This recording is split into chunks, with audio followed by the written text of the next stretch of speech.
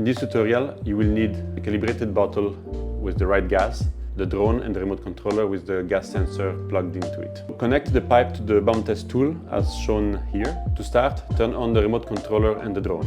Choose the calibrated gas that is most relevant for your application. Make sure the LEL level of the calibrated gas is over the threshold you want to set. Note that the gas mixture needs to contain some oxygen to work. Connect the pipe to the bomb test tool as it is shown here. Connect the other end of the pipe to the calibrated bottle.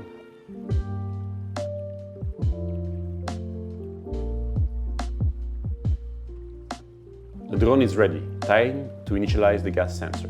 Press the initialize button that is on the gas sensor gauge on cockpit. You can also find this button on the gas tab on cockpit.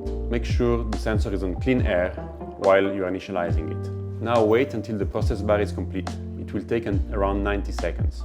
When it is done, the status will switch to OK.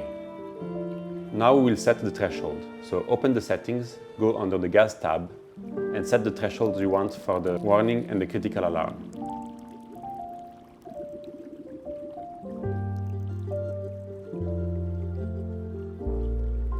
Place the bomb test tool on the sensor. You can use the carbon fiber stick to hold the tool.